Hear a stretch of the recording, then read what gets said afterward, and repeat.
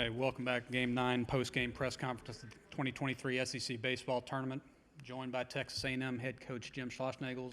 Aggies earned their second one-hit shutout of the tournament. Starting pitcher Justin Lampkin, season-high 7 innings, allowed a hit. And third baseman Trevor Werner was 3 for 4 with an RBI triple. I'm going to start with an opening statement from Coach and then take questions for the student-athletes first. Coach? First of all, congratulate South Carolina on a great regular season and best wishes in their postseason. Coach Kingston, great friend of mine. So we're excited, really proud of Justin. Had a great feel that he was going to be ready to go. When I walked down, I thought I was going to be the first guy at breakfast this morning, and he beat me there. So I knew he was ready to pitch. And he's a great strike thrower for us, has a great future. We're building this program around guys like him. And of course, Trevor, who's really stepped forward, not just as a great player, he's always been that, but as a leader on our team, both with his words and with how he plays. So it doesn't surprise me that he's driving in runs for us. All right, let's start with questions for the student-athletes right here in the middle. Justin, just a broad, simple question. What's the feeling on the pitching staff right now? And I have to feel like that things are rolling pretty good right now. Yeah, I know pitching staff's doing great right now. Started this tournament, Troy set the tone for us, and we just try to do as good as him or do better, and that's what we try to do these games and go from there. One more in the middle. Trevor, do you guys feel like you're peaking at the right time? How does this success you've had the last few days here kind of compare to the way you guys were playing in the regular season? You know, you feel like you're headed in the right direction? Yeah. I mean, the goal of teams, especially this time of year, is to, you want to be playing your best baseball, going into the postseason and the end of the regular season. And I feel like that's where we're at right now with our pitching staff and offense. And we've played great defense all year. It just, feels like things are finally coming together. We've had our ups and downs this season, but, we're reaching the high at the right time. This is for Justin.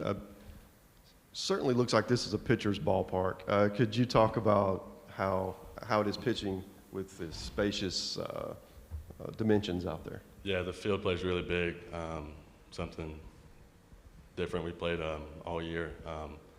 But the outfield played great behind me. A few diving catches out there, good props to them. They did a great job. And when I could fill up the zone and they'd catch anything that goes out there. Right here in the middle. Trevor, that triple, what did you think off the bat, and did you think that the center fielder had a chance of making that play? No, I thought it was gone. Yeah, I thought it was out for sure. Thought I held one out yesterday too, but we just came from Mississippi State and the ball's flying there, and then we come here and, balls you feel like you touch, and, I thought the guy caught it at first but kept running, and, he almost made a really great play, but, just got a good pitch, put a good swing on it, and just let it go. And Justin, for you, was it as easy as it looked out there against the South Carolina lineup for you? They were definitely good hitters, giving props to that, but I just felt really confident in all three of my pitches and everything was working, filling up the zone, and the team made great plays behind me. Right in the middle. Justin, you've been coming on strong lately. Is there something you can point to specifically that you feel like maybe you turned a corner a little bit with? I think just being smarter, growing as a pitcher, watching games, pitching in games, learning from previous outings, and just going from there. All right, if there are no more questions for the student-athletes, we'll excuse them now. Congratulations on your win today. Gig 'em.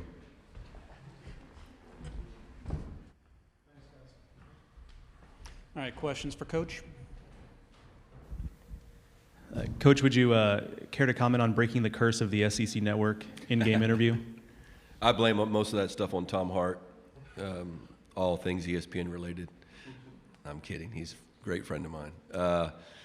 Yeah, I mean that's a good time, and it's part of the allure of being in this conference is great. The great relationship between the conference and the network. So you get to know those people.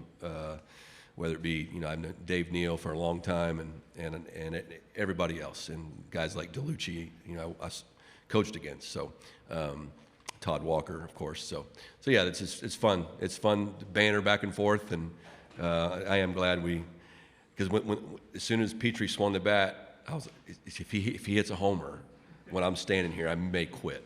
I may quit coaching at the moment, but and then Jace made the catch. So we'll see what happens tomorrow. Do not interview me when Cruz and White are hitting.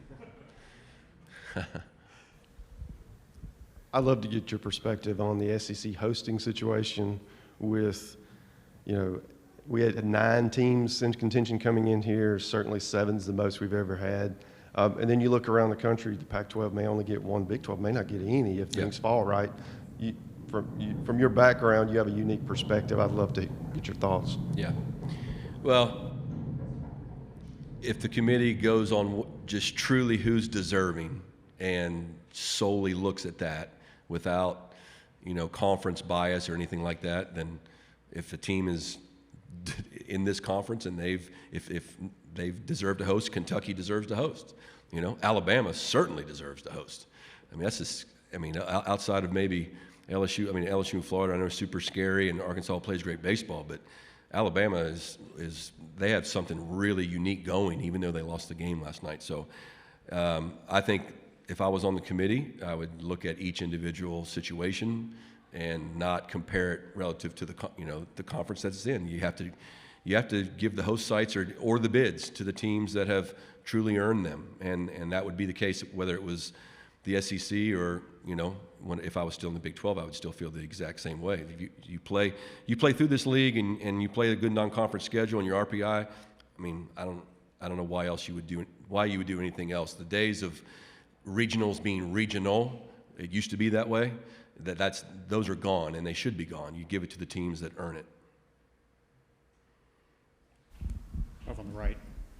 Yeah, a ton of credit to Justin, obviously, but South Carolina's really struggled offensively here the last few weeks. What do you see in them from a scouting standpoint that you feel comfortable in sharing that's made them maybe fall off a little bit? Well, I know they're really banged up. Wimmer's out there. He's a heck of a player, and he's trying to play hurt for his team. And I've been in those situations. In 2015, had a really good team at TCU. We went to the conference tournament. We were 2-out in the conference tournament. And the first text message I got when I got back to the bus was from Augie Garrido. And he said, "This is the best thing that has ever happened to your team. Go home, get rest, get ready for the regional." And we went to the College World Series. And so I don't know the depth of the injuries that they have. I know Messina, that's a big loss, but if they can get him back, Wimmer gets healthy. I don't know if are they going to get any of the pitchers back.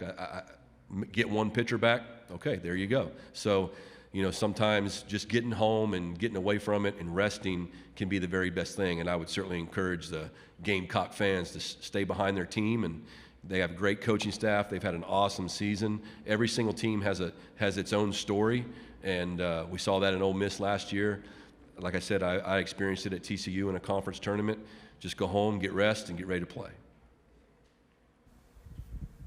Sure, there are a lot of factors that play into it, but is there something you can point to just with the way the pitching seems to be rounding into form at the right time of year?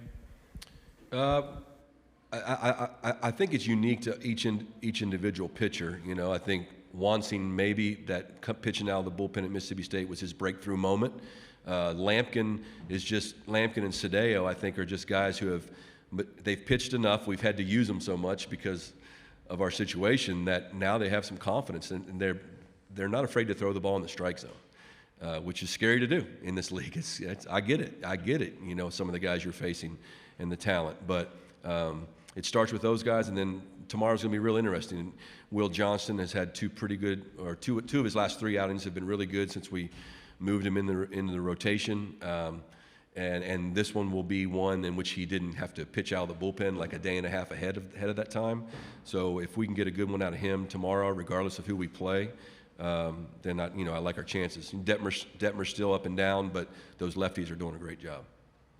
Are we got time for one more? Anyone? If not, thank you, Coach, for your time. Congratulations. Yeah.